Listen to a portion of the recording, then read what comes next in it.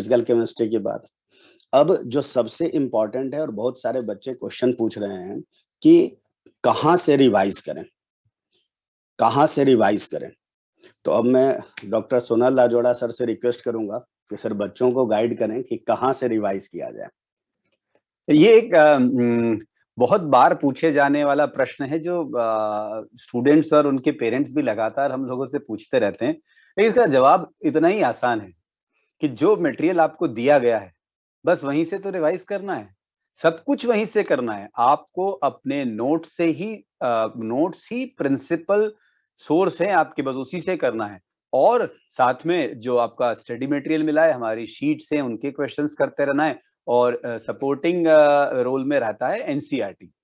तो एनसीईआरटी और हमारे नोट्स। जी सर, एक्चुअली वो टॉपिक का नाम ही है रिवाइज कैसे करें।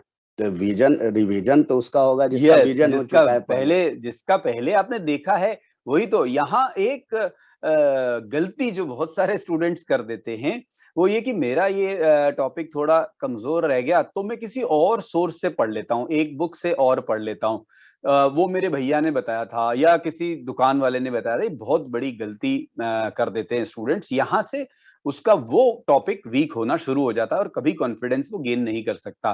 तो सिंपल सा गेम है कि जो आपको पढ़ाया गया उसी में से पढ़ें, और समस्या होने पर आपकी फैकल्टी आपके संपर्क में ही, उनसे मिलिए, उनको अपनी ट्रबल बताइए और सॉल्व हो जाएगा।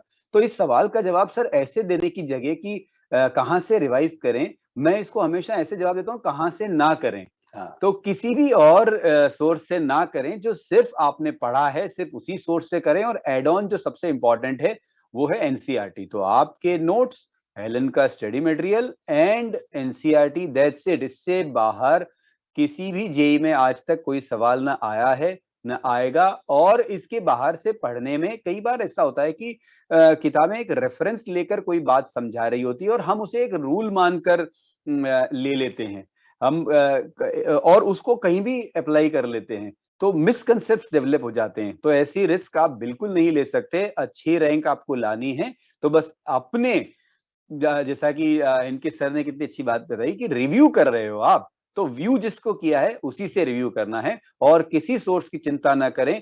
मेरे एक दोस्त ने वो पढ़ा था और मेरे भैया ने ये बोला था, मेरे फादर ने मुझे 3 बुक्स और ला कर दी हैं, ये सब चीजों की आप बिल्कुल चिंता ना करें। जो ये कर रहा है उसका नुकसान पक्का है। सर मैं एक सवालों का जवाब देना चाहता हूँ। यहाँ पे कोई बच्चा लिख रहा है रिवीजन का टाइम नहीं रहता है।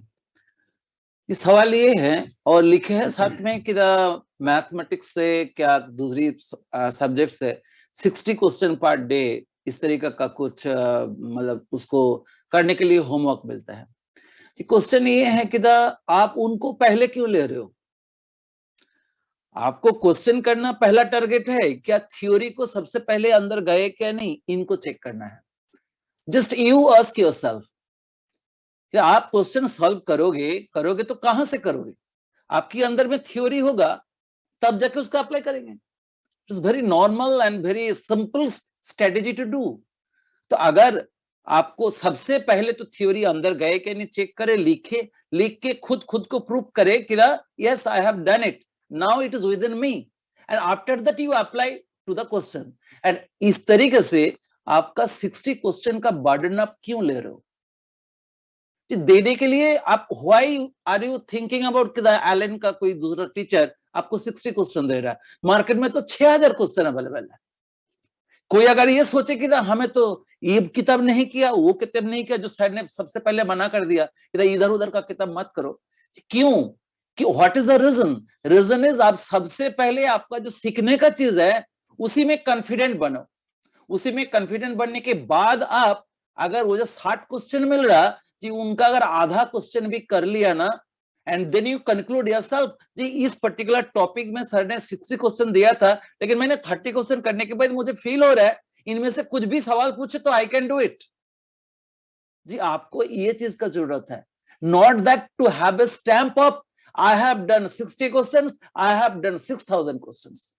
6000 क्वेश्चन करने वाले को भी 26,000 रैंक आती है और 30 क्वेश्चन करने वाले को जो बच्चे हैं उनका 200 के अंदर रैंक भी आते हैं। तो आप सोच लो कि आपको ये प्रॉब्लम को कैसे खुद को डिफेंड करना है।